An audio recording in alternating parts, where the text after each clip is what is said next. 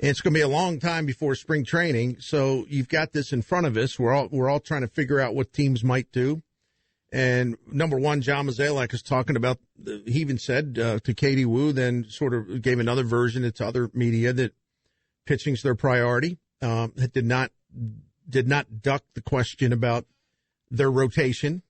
He agreed that's something they've really got to address. Now, the question, and I believe that, by the way, but the question is always define address.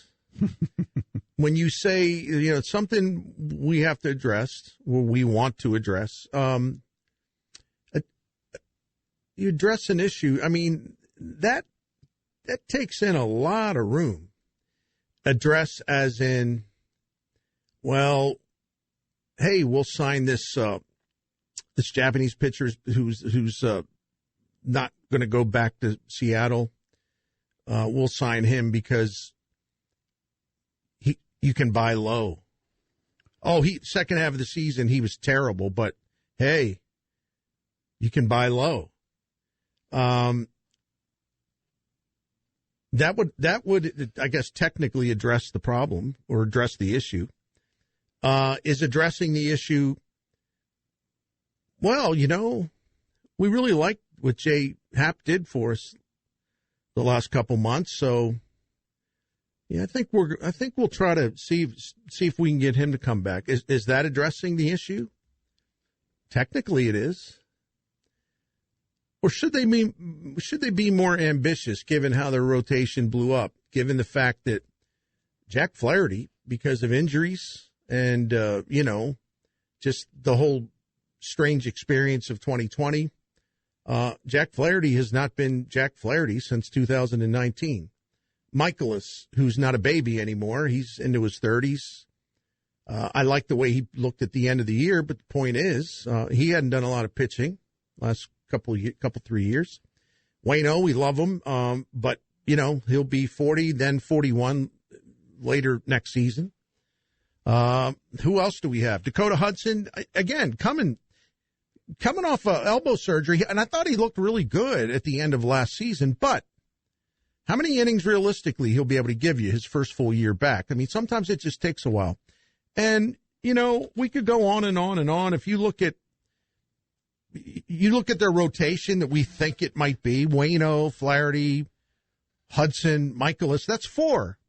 Okay, that's 4. Yeah. So who would 5 be? Would it be Woodford?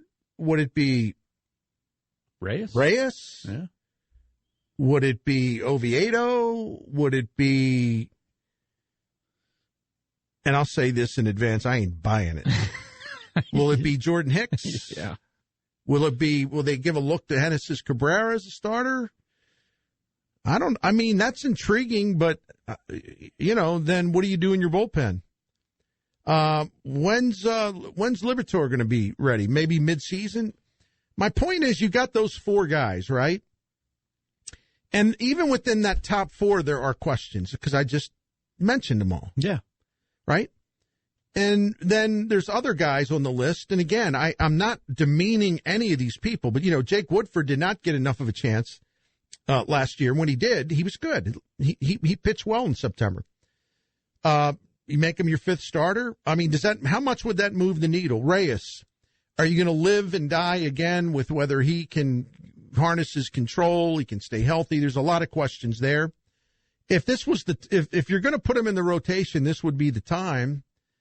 But are they waffling on that? I don't know. But they probably will say, well, they're going to give him an opportunity. That's not exactly committing to him.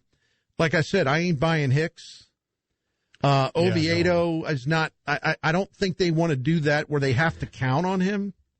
Not yet. No. He's going to have to reestablish himself at AAA, which he did not do last season when they sent him down. Mm-hmm. Cabrera would be a gamble. He's not a proven starter in the big leagues. I don't know if I'm leaving anybody out. Okay, you bring Jay Happ back, but, that to me goes along the lines of don't pressure luck, okay? He did a heck of a job for them, much respect. But unless they think they could also use him as a swingman, maybe in relief and start, whatever it is, middle innings guy. I don't know. You got to do better is what I'm trying to say. So they'll address it. But when they say that's something they want to address, address could mean J-Hap. Address could mean they're going to get into the deep end of the pool, dive in, try to get Scherzer, try to get or Marcus Stroman. Mm-hmm. There's a lot of ground to cover there when you talk about addressing something. I would be surprised if they go in the deep end, but more and more people seem to think they will. And Derek Gould had an interesting nugget today, Jim, where talked about, Max Scherzer did not want to come to St. Louis last trade deadline, and understandably, the Cardinals didn't look like a playoff team at the time, and didn't look like a team that really could make a championship run. Obviously, the Dodgers were the better choice, even though, they lost in the NLCS. Right, They're still the better horse to jump on. So the Giants would have been too. Anyway, according to Derek, and I'm sure Scott Boras or one of his people, that's trying to get the word out, Max Scherzer absolutely would consider the Cardinals as a destination. But that also means it's not like, well, he's got his heart set on pitching in St. Louis, his hometown. But whatever there was in the past, it's like, well, no, he's open to that. He's open to a lot of other teams, too. It's going to be about money, and it's going to be about, can he get more than 2 years, something like that. Look, I would be thrilled because this is the best pitcher of his generation, and he's 37 years old. 37 years old of 3 months. And last season, between Washington and L.A., I mean, he had 5.5 wins above replacement. He has not slowed down. Now, he had a little, physical thing in the postseason.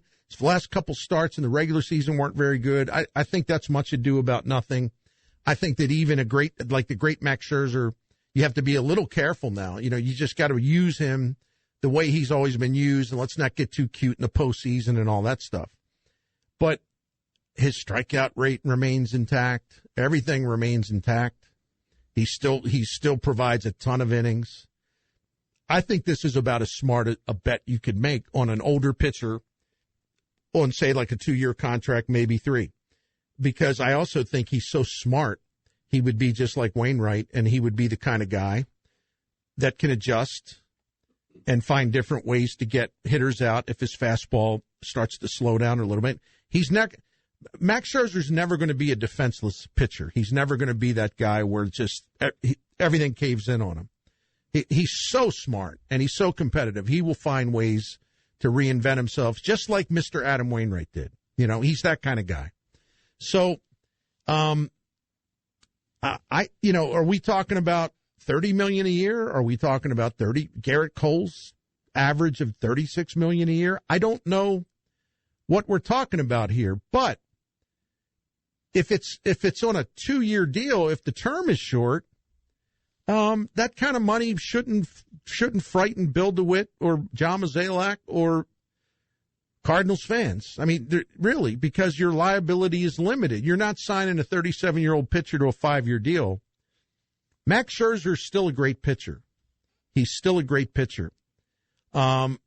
Despite his age, this past season, he ranked second among NL League starters in ERA, third in wins above replacement, or I should say fifth in wins above replacement. And so even if you're talking about getting 85 to 90% of Max Scherzer next year, the year after that, I mean, that's pretty good. That's still a Hall of Fame pitcher, right? Yes. So now Ben Clemens pointed something out that Scherzer's velocity was down a little, but does that mean it'll continue to go down?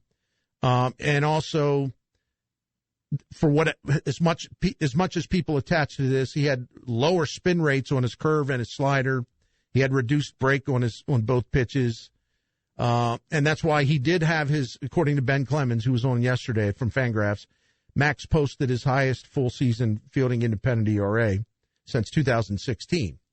He also walked more than he normally does. But his strikeout rate was lower, but it's still formidable. So should we look at that as sign of slippage? And it's like, don't get involved in that. I think he's got a lot in the tank. Of course, over time, there's going to be some erosion, but I'm going to use the word again. I just think it's a formidable pitcher. And I think the Cardinals need to look into this, because if they're going to go for a championship, bringing Jay Happ back I'm sorry, all due respect to him and tip of the cap to him for what he helped. Look, I don't want the Cardinals to do this again, where they set up their fans, they set up people in our business, where they talk big and they drop hints, and then you wind up with, well, we like the way, we really enjoyed having Jay Happ with us last year. You know, when you're thinking of a bigger, you're thinking at a top of the rotation caliber guy, right? If you're going to try to win a championship, that's what you got to go for. Otherwise, yes, I will throw down. Otherwise, people will wonder, once again, or do they really, really want to win a championship? How much? They can afford. If they're not going to make any other big purchase this offseason, they can afford what it would cost on a yearly basis average to sign Max Scherzer. It's as simple as that. They could do it. Of course, other teams could offer a hell of a lot more and blow them out of the water. I mean, I do think, as Mo would say, not to sound like him, it's like, well, we have our price point. Yeah, if your price point is Jay Happ, then you ain't trying to win, brother. You ain't trying to win. That's 100% accurate. You're trying to get into playoffs, maybe, but you ain't building a team that can, dominate in postseason with your pitching. You know.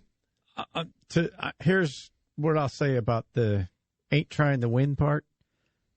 Respectfully, when they got Jay Happ and John Lester, they weren't trying to win. They were trying to finish the season. Trying to survive. Right. And it worked out much better than anyone would have anticipated.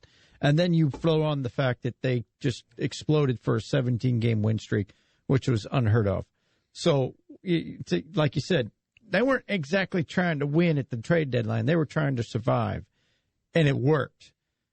Going back to that well again with Jay Happ, I think would be a huge mistake. Jay Happ's 39. Do you really want to roll the dice, Bernie, one more time with a 39-year-old pitcher and go, it worked with Waino. Maybe we can just get one more. We'll do it again with this. It doesn't work that way. They need a guy they can plug into that rotation at the top. Maybe number 2. I'm not even hung up on the numbers. Yeah. But to me, if you would have a Scherzer there, it would take some of the pressure off Waino, where he's got to be the superhero every 5th day because you're not sure if anyone else can give him a good start. Right. I think Jack Flaherty would benefit tremendously from just being around Max Scherzer. This would inspire this entire team, but the other pitchers as well. And don't forget, Waino, this is probably going to be his final year, although you can never rule it out.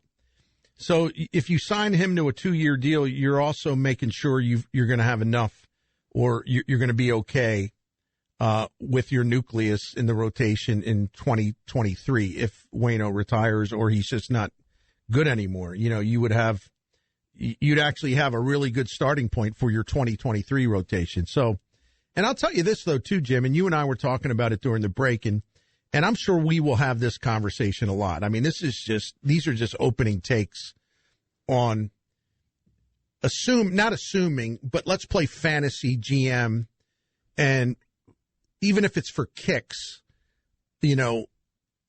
take the approach that, the Cardinals really are going to go after one of the top guys, All right.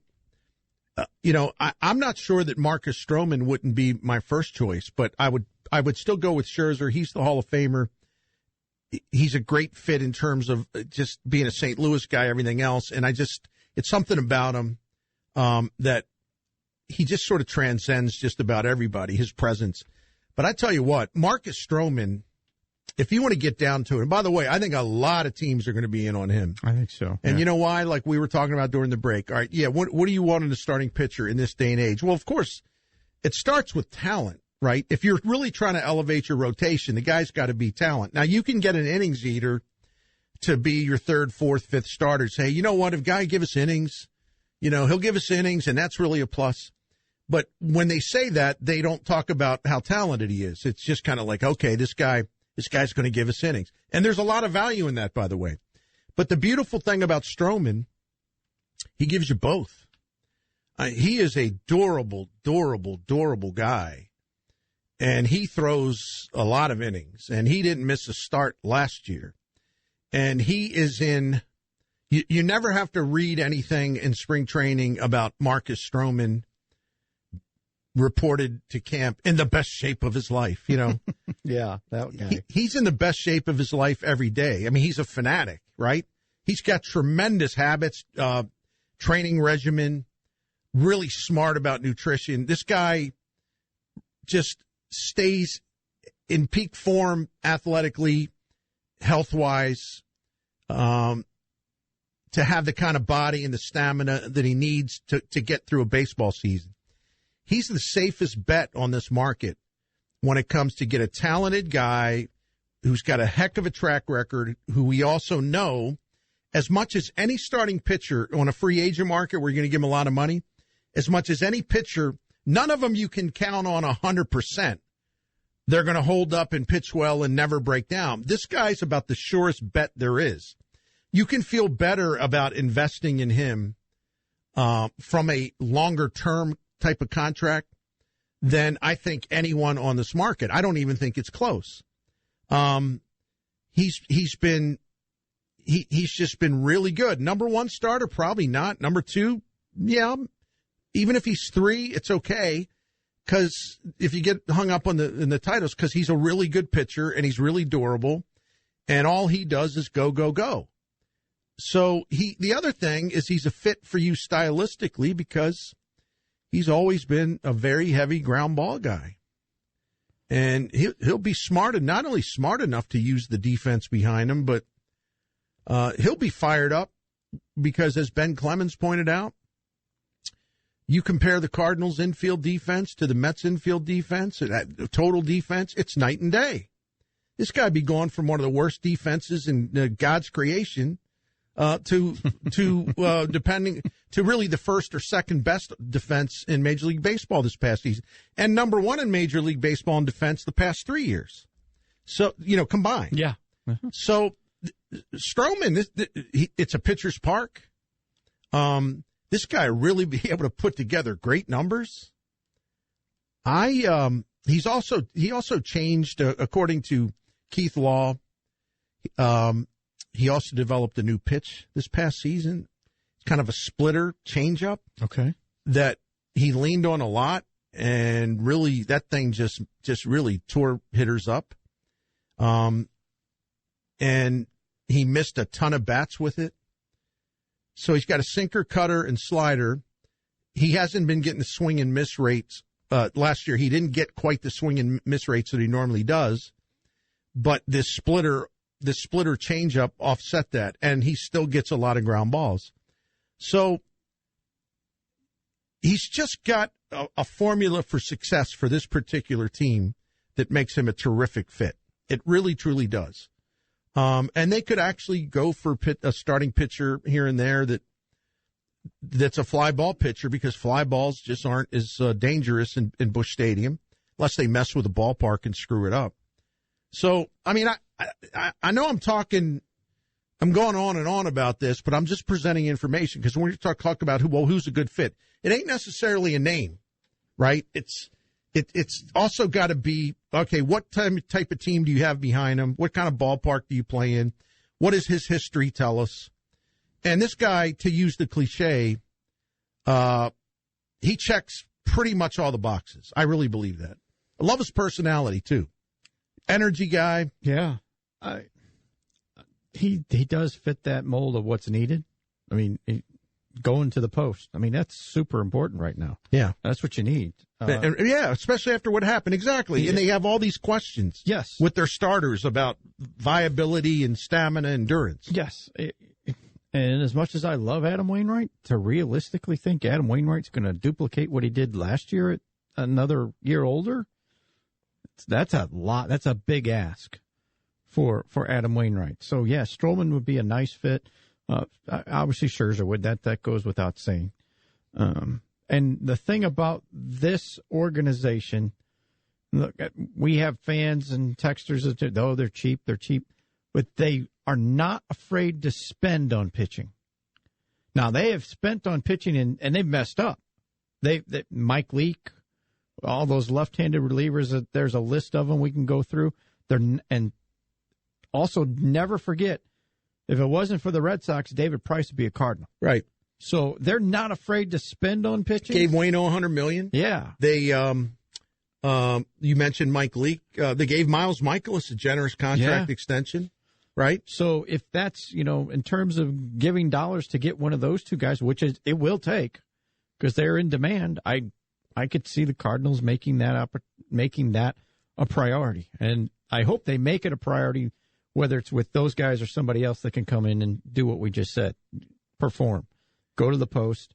I don't need 200 innings, but you almost have to expect 170 to 185 in terms of innings pitched for a guy that you need to come in here because you need to find a way for that to happen. That's a guy who would throw about 30 times and throw about 6+ innings for you. And I would not want them, honestly. Well, first of all, as I always say, it ain't my money. They can do whatever they want. Right. If they want to throw a lot of money at somebody, even if I don't think it's like the guy's kind of an injury risk or whatever, it's their money. If they want to do it, they can. Right.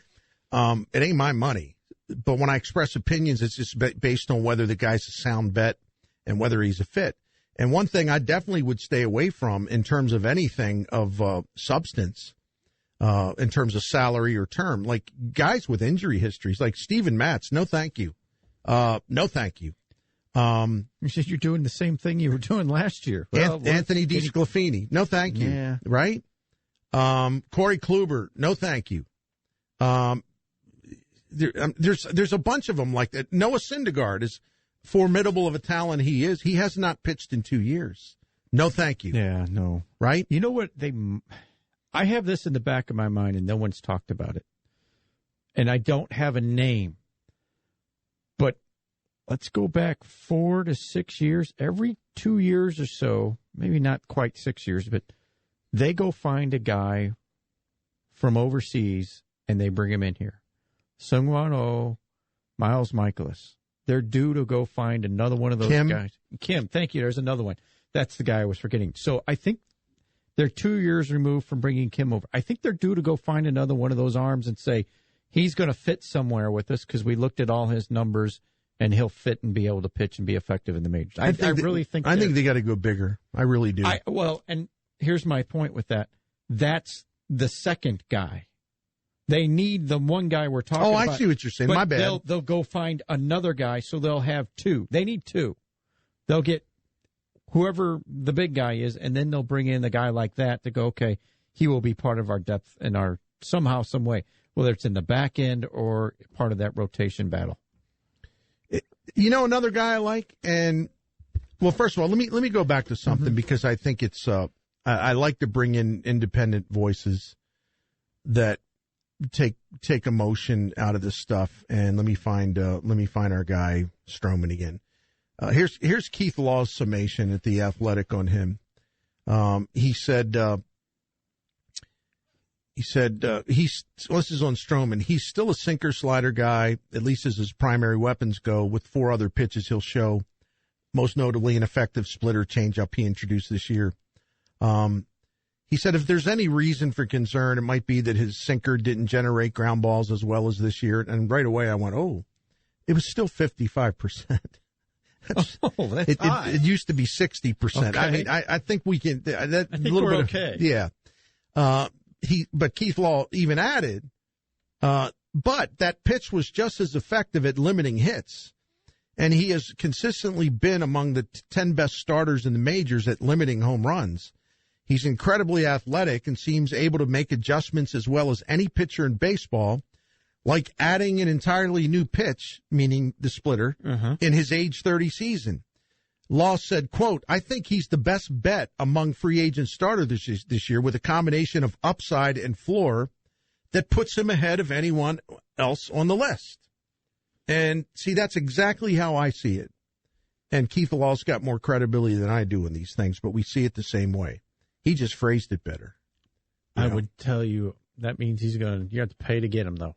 Oh, yeah. Because everybody else knows that, too. There's no doubt about it. I shouldn't say everybody. The smart ones know it.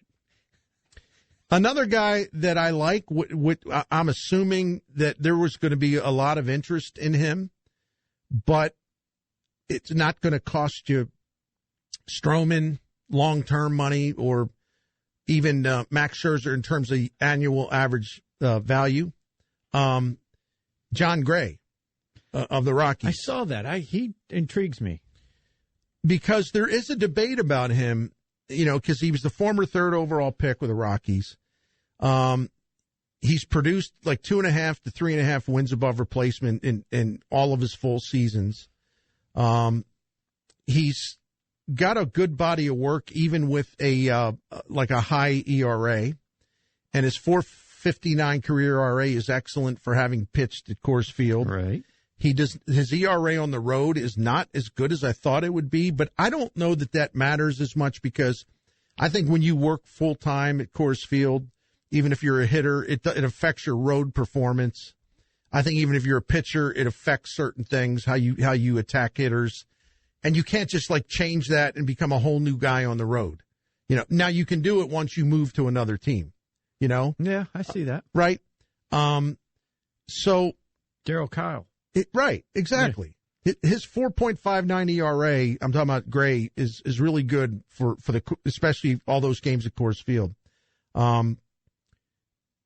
He's had Ben Clemens, reminds us that he's had fluctuations in velocity, but he's added other pitches, and now he uses more pitches, so the velocity's not as essential.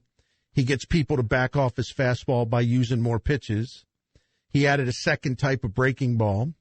He's throwing more changeups, so he's becoming, in other words, a more complete pitcher. Mm-hmm. It isn't just how fast do you throw. This point was made, too, by another analyst at Fangraphs, said John Gray leaving Coors will enable him to pitch toward the top of the strike zone with his fastball more often, without as much fear of being punished by the long ball. That is an excellent observation. That's absolutely true. That's a Mike Maddox thought, too. There you go. Yeah, it is. So Gray turned down a 3-year deal reportedly worth between $35 and $40 million. So he turned down 3 years, let's say an average of, let's say an average of 12 or 13 million a year. And the Rockies declined to make a qualifying offer, which just shows you how hopelessly stupid they are. How can you? I know. Wow. Well, collect the draft pick, you idiots. He's going to get a deal that he's going to sign. I mean, how stupid is that organization anyway? They are a mess. Is Gray underrated? I don't know. That's a really good question. Here's what Keith Law says. He says, I am in the underrated camp. This debate about, is he underrated? No. Yeah, he is. No. Yeah, he is. Keith Law says he's in the underrated camp. He said, there's another gear here that we didn't see in Denver. And I know this could be wishful thinking, especially since you'd think a guy with a power four-seamer that can touch high 90s and a slider that still shows plus tilt at altitude would be a decent fit for that environment. I'd still give him 3 or 4 years and mid-rotation money just for the innings with the hope my coaching staff can unlock something. Okay, I'm glad he said that because here's why John Gray would make sense for the Cardinals. He's got physical talent. He's added pitches to his repertoire. He can throw hard. He'll be able to pitch to the top of the zone more safely away from Coors Field. You get him in here hoping the coaching staff can unlock something more. They can do that. And he's going from pitching in an extreme hitter's park to a really, really, really pro pitcher park in St. Louis. John Gray would thrive here. I really believe that. I really, really believe that. So assuming that it would cost a lot less money to sign him, a lot of money, but not Scherzer money. No, it wouldn't. Or Stroman money, probably. That's a good alternative, in my humble opinion. I think so. He was intriguing to me when I saw that he's like, I want to get the hell out of here. And I'm like, okay, what would it take? And then to your point, when you kind of start slotting, you go, he's a perfect budget fit. Right. And he's not cheap, but he's not going to break the bank for you like the other two might. And I think that's one of the things, and I know Derek wrote about this a lot as the season was ending, about the pitcher's park and all that. And I don't know if they're ever going to really do any adjustments, but if I'm the Cardinals, I use that to my advantage at this time of the year, especially when it's free agent time, and knowing that they are willing to spend on pitchers. And you go to your pitchers and you go, not only we believe in you, we've got one of the best parks in the world for you to pitch in.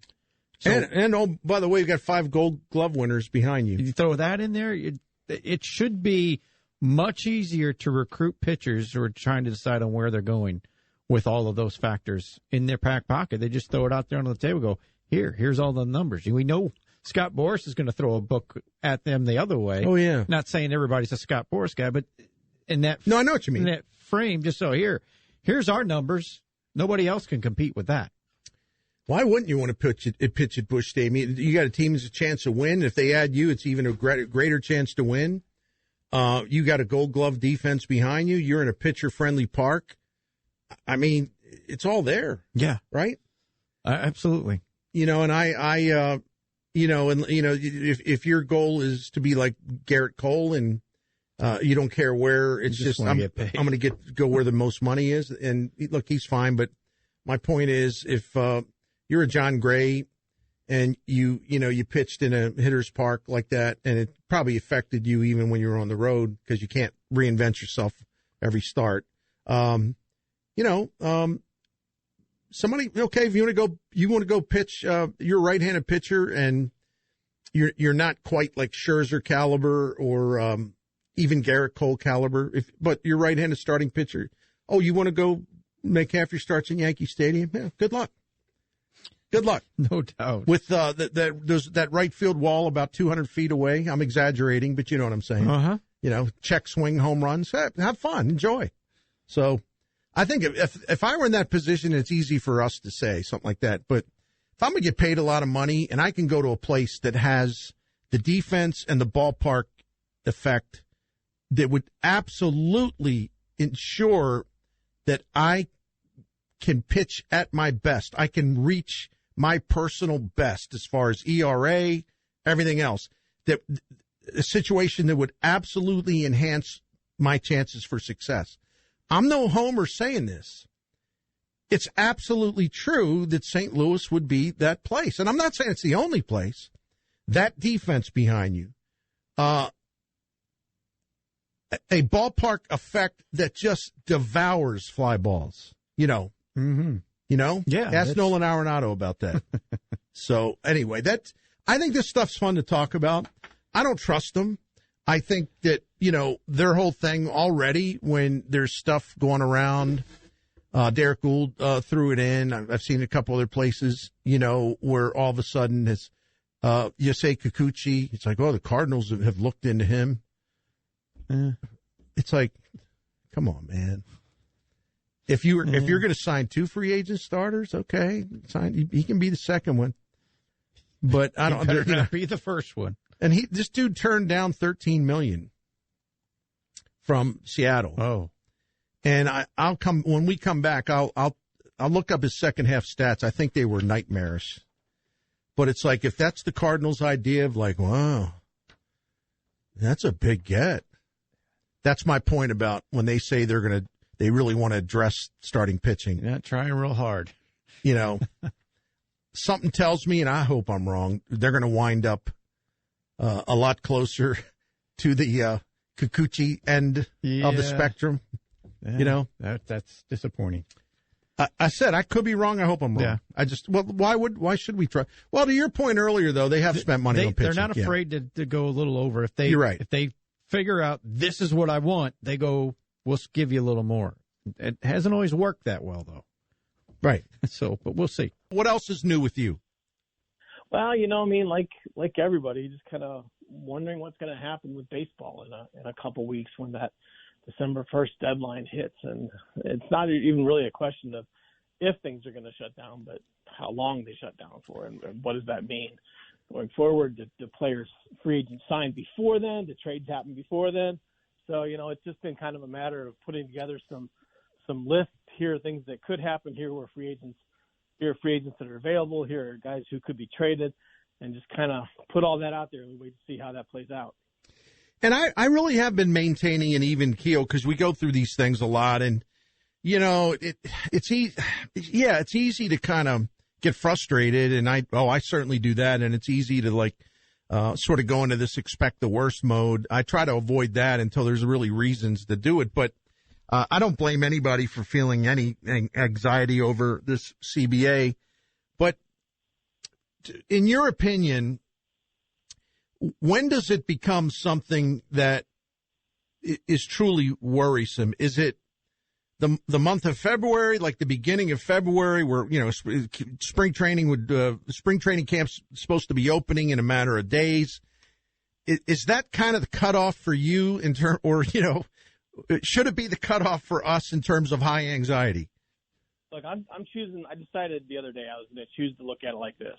All right, let's assume that they shut down, and then the new CBA is not agreed to by December 1st, and it goes into a prolonged period of discussion, and you'll have reports coming out on both sides of offers, and then hopefully things by the beginning of February, they finally come around and they agree and say, okay, well, this is the point we can't go any further without really impacting the season, which I don't think either side has the appetite to do. So in my mind, like I said, how I'm choosing to look at it is maybe February 1 will come around, or, last week of January, and all of a sudden you've got all these free agents out there, and you've got all these teams that need to fill needs, and we have some sort of actual as close to an MLB free agent frenzy as we're ever going to get.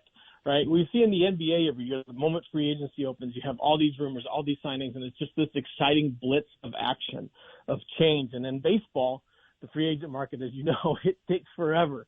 It drags out. You might have a couple of days with a couple of signings, then you can go a week without anything big, and then they kind of trickle in through the off season. So, I'm choosing to think maybe it'll be exciting on the free agent and trade market once business kicks back in and teams realize there's a limited amount of time to do these things. And, that could be pretty fun. Yeah. Ryan Fagan with us from the Sporting News. One more thing on this. And here's what, I really am level headed about this, and you are too. But the stuff that annoys me is like the stuff that was reported, over at the Athletic, where one of the owner's latest proposal, or recent proposals got a provision in there that they would use Fangraph's version of wins above replacement to what was it, to determine like arbitration salaries, basically. Essentially, yeah. Yeah, essentially, because I don't want to make it too complicated. And even as someone like me who generally likes WAR, I think it's flawed, but I think it does offer a snapshot, so it's fine. But the idea that you would even put that on the table, it just strikes me as incredibly frivolous and just a waste of time. And so why would you do that with so much at stake? And I know it's negotiations. I know it gets goofy, but why would you even do that? Well, I think, part of it too, and, you always have to look at, okay, what could be an underlying motive here? And I think an underlying motive could be, and I'm not saying this is what MLB has done, but you're trying to, in the art of negotiations, you're trying to almost drive a wedge, right, in the other side a little bit. And if you're presenting this thing to the players, and they say, here's a concrete way how you're going to get paid, right, and there's no arbitration, which means there's no need for your agent at that point, right? Right. So you're almost kind of driving potentially, and again, not saying this is what they're doing. This is the first thing that came to my mind, is potentially trying to, make agents less useful to players in those first 5 or 6 years when they're not negotiating some sort of long-term negotiation. That could be one of the things they're doing, but I think owners are always trying to find some sort of cost certainty, so they know. We hear that over and over again. They won't admit they're trying to keep costs down necessarily, but they do talk about wanting to know cost certainties, and I get that. That makes sense. So maybe that's part of the thing, because if you know what a player is going to make based on this formula that they have that includes the Fangraphs WAR, and you know what a player is going to make in October, and you don't have to wait till whenever the arbitration hearings happen later in the off season, that gives you a couple of months advance notice on what your budget might be and what you're working with. And I can see how the owners would like that idea. Ryan Fagan with us from the Sporting News. Please follow him on Twitter at Ryan Fagan. His name, Fagan, Fagan. And, all right, what do you think if you were to cobble together a list, maybe you have already, of what the Cardinals should do this offseason, how would you lay things out realistically?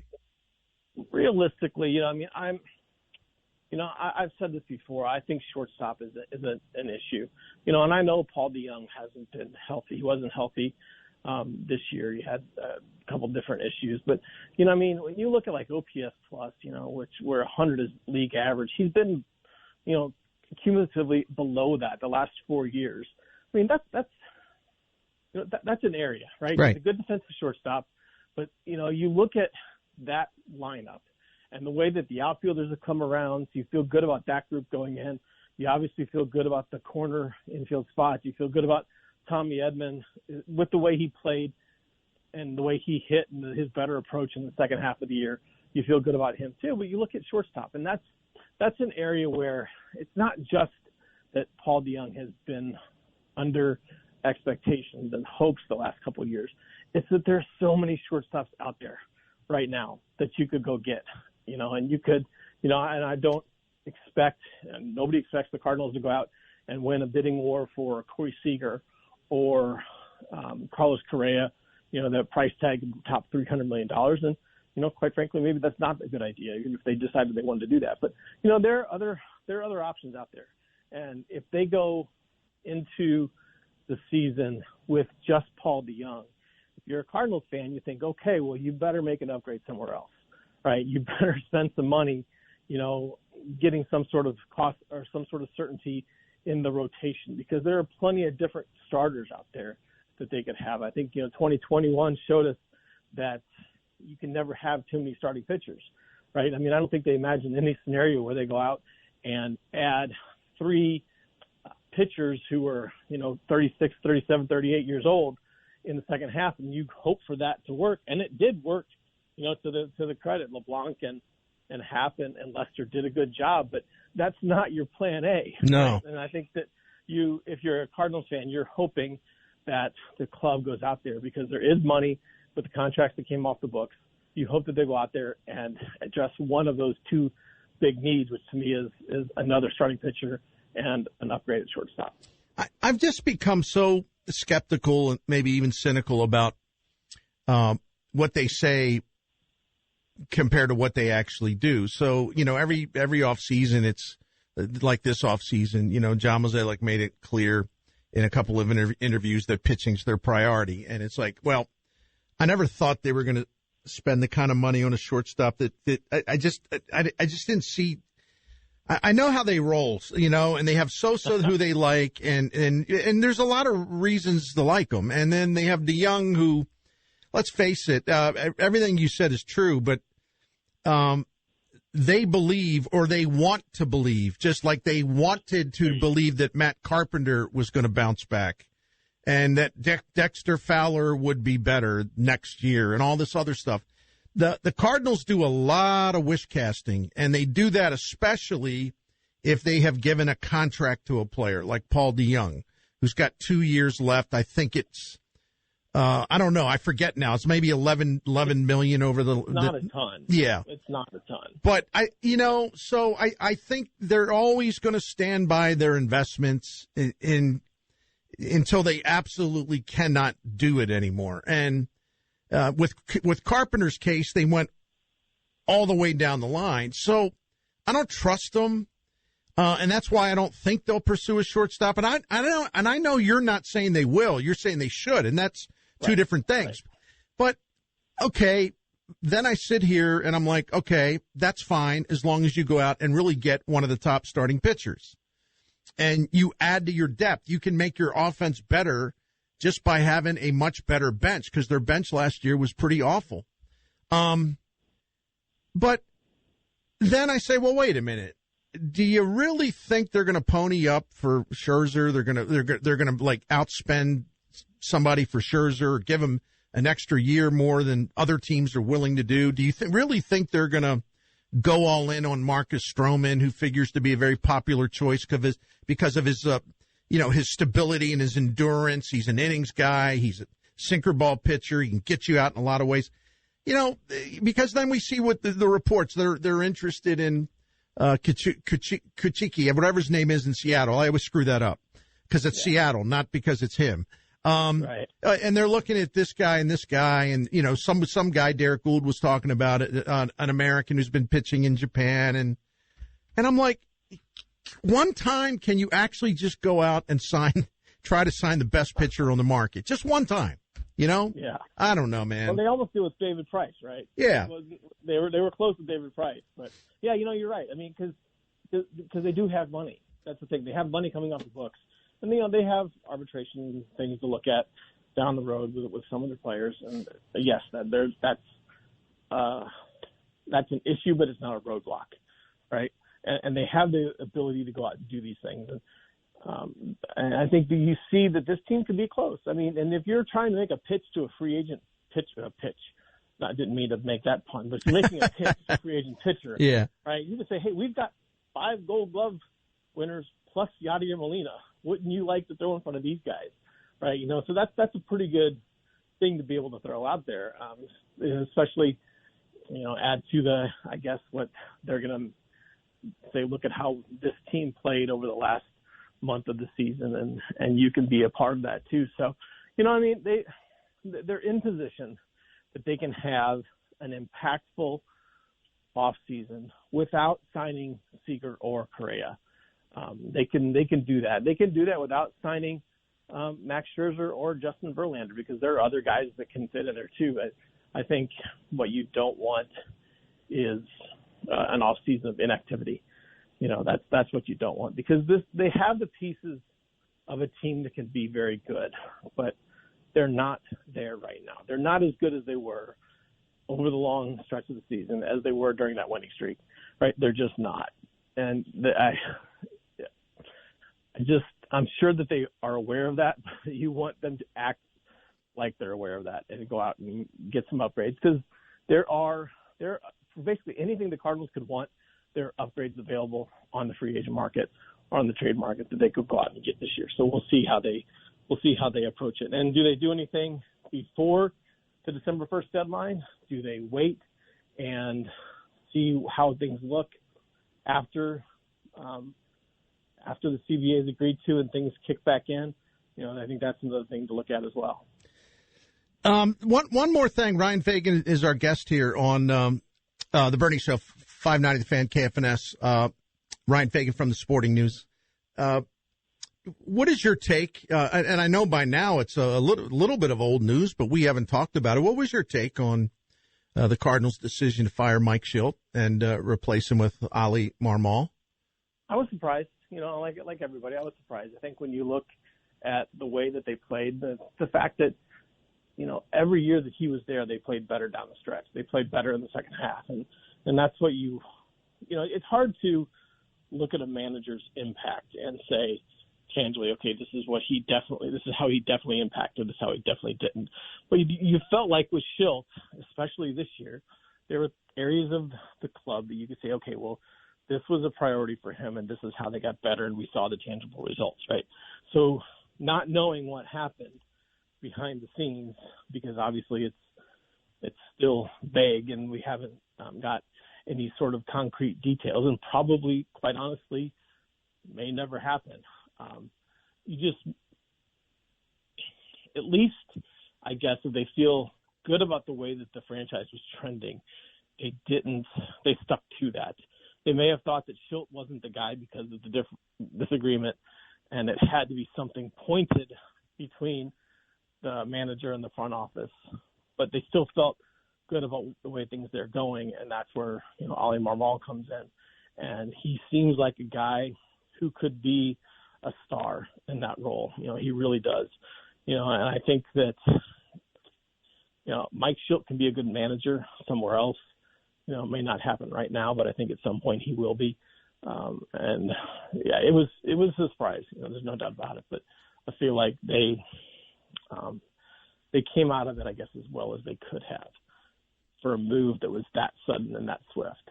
Yeah, I just think they believe they have the infrastructure to, provide a manager with, a legitimate chance to have a good record, winning record, playoff team. And, but they're going to have to do more to help their managers, as we all agree on that. Ryan, thank you, man. I appreciate it very much. Anytime, man. All right. Have a great weekend, and we'll talk soon.